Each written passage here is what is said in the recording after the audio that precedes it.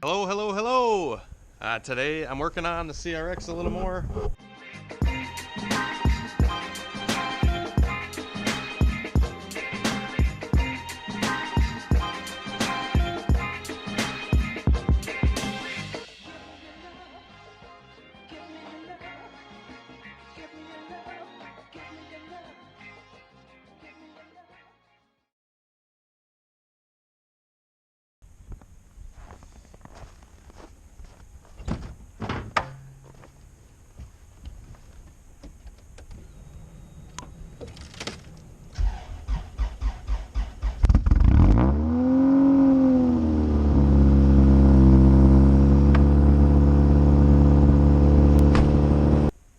These wiper blades are probably worth more than the whole car.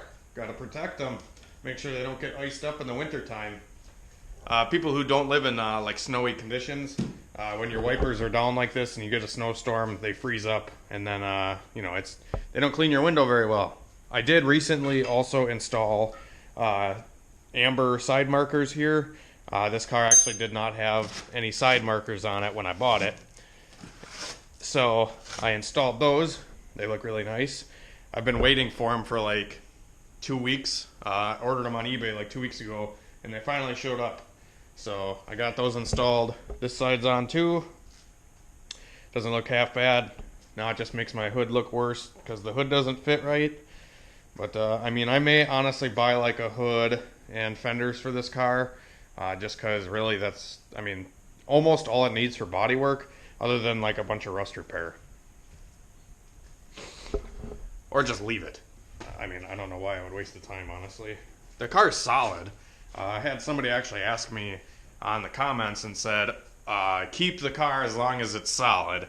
And realistically, the car is super solid. Like, underbody and everything is completely rust-free. It's just like the doors are off of a different car, and the back of it got rotted out.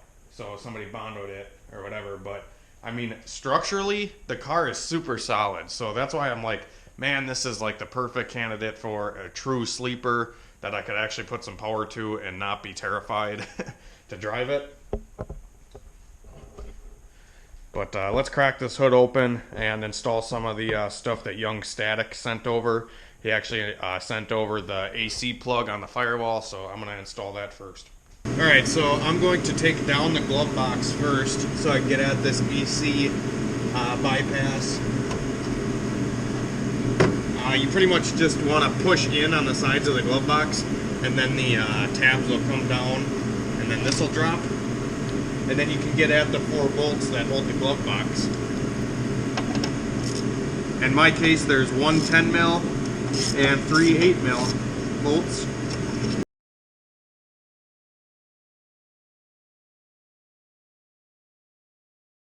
And now we should be able to get at the AC intercooler thing. I know like 10 of you have corrected me on what the actual term is, but I'm still calling it the AC intercooler. You can see right here there's a bolt, 10 mil bolt, so we're going to take that out.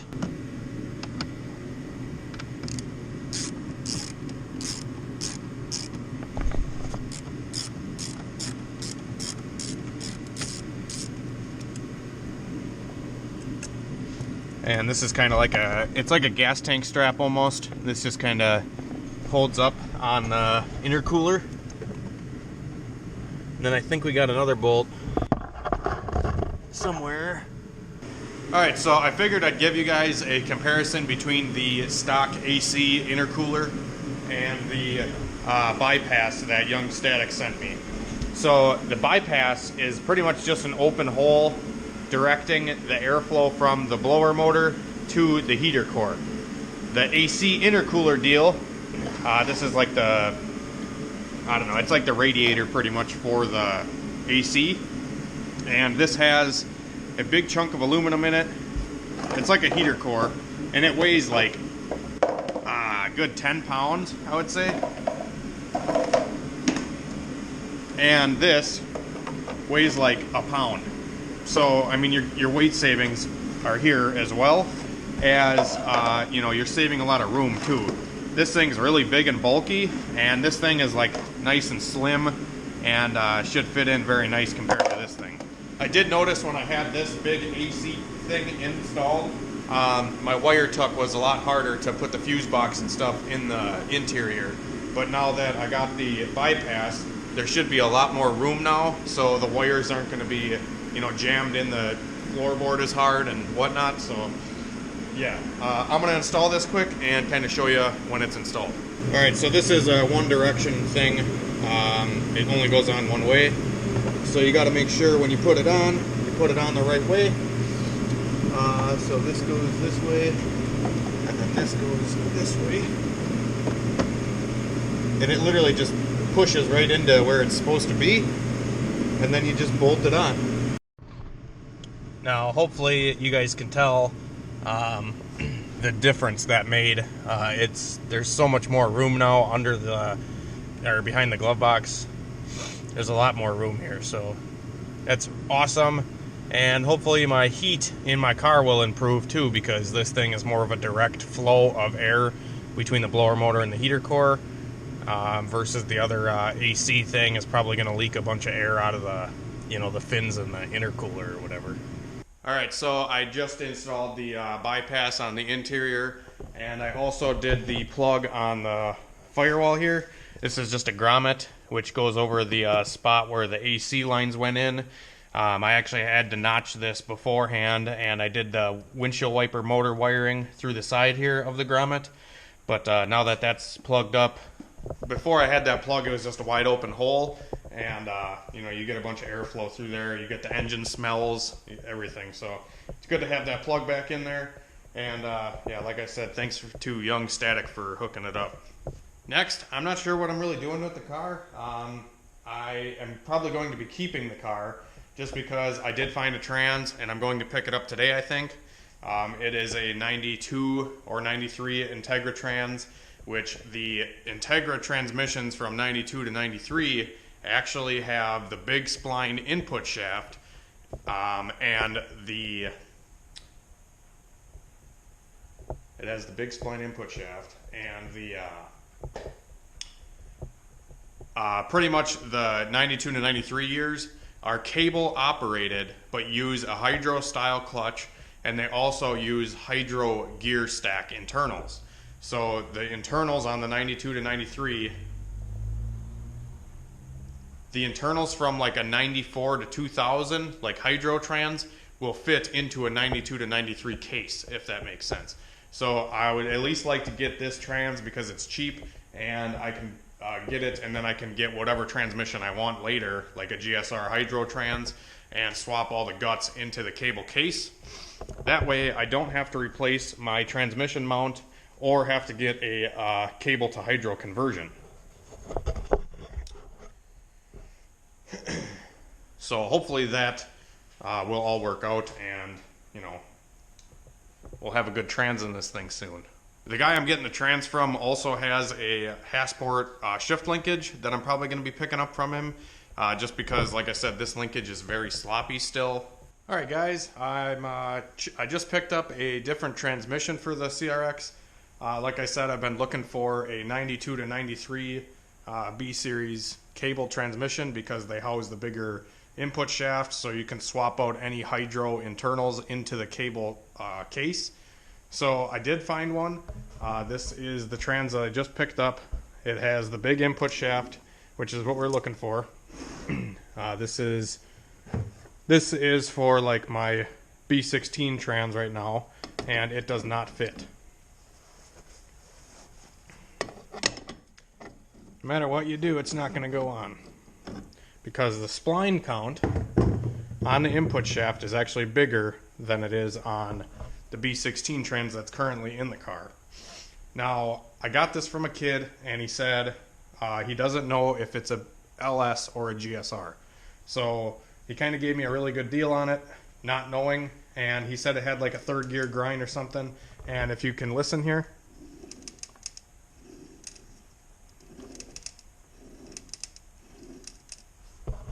it sounds like one of them ball bearings for one of the main shaft bearings or the input shaft bearing. is busted and dancing around inside of the case, just like what happened on the transmission that was in the CRX. So I'm going to tear this thing apart to know for sure whether it's an LS or a GSR, and then we can build a transmission accordingly so we have a good transmission setup for when we go turbo on this car. Because obviously the B16 transmission that's in it right now is extremely short and would not be good for a turbocharged car that makes 500 horsepower. Now, there is a guy online that says that you can test these to see what transmission it really is by counting the a number of turns on the input shaft versus the differential spinning.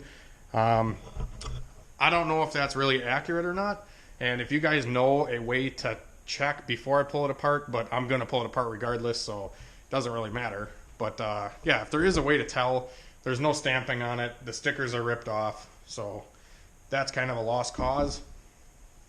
But yeah,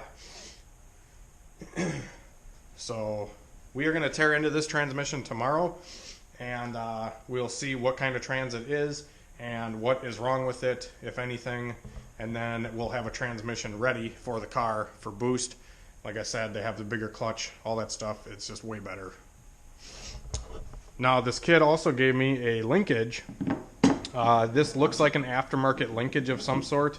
I don't know if it's like a Hasport or Innovative, but this is the main part of the linkage that bolts to the transmission and then goes right to the shifter rod right here. And then this is the secondary part of the linkage that just goes to the, it's like a brace for the shifter and everything like that. So kind of killed two birds with one stone with this guy. I can't thank him enough. His name's actually HunterTuned, so kind of a coincidence, but he actually hooked me up pretty good on this, and we're going to work a deal out with tuning or an ECU or whatever. If you guys do not know, I kind of been talking about it in the last videos, but I do offer chipping services for OBD1 Honda computers, and I do offer like Honda installs, Neptune installs, etc., etc. I can also send base maps via email, or I can mail you a chip with a base map for your setup and help you maybe remote tune if you guys have Honda or Neptune or anything like that. I do offer remote tuning and all that kind of stuff. So if you are interested, please email me. The email is down in the description, huntertuned@gmail.com. And we will probably pick up on this stuff tomorrow. I might honestly use the LS if this is an LS trans, which I think it is. If this is an LS transmission, I might use the LS gears and then use the B16 4.4 final drive, which I think is a good, happy medium setting, so we can get this thing ripping good and whatever. So thanks for watching, guys, and sorry this video is kind of dull and boring, but you know, it is what it is. If I'm putting daily uploads, if I'm doing daily videos for you guys, one of them's got to be boring at some point. I can't be doing non-stop wrenching every single frickin' day. So even though I would like to, sometimes the weather just doesn't cooperate, or I don't want to cooperate that day kind of thing. But yeah, hopefully you guys are enjoying the daily uploads, and I will keep doing it as long as you guys keep watching them and are, you know, still into it. So yeah, but anyways, if you guys are new here, please hit that subscribe button down there and hit the little bell. There's like a bell next to the subscribe button that lets you know whenever I post a video, so you can be one of the first to see it. Also, hit the like button if you enjoyed this video, and we will see you later.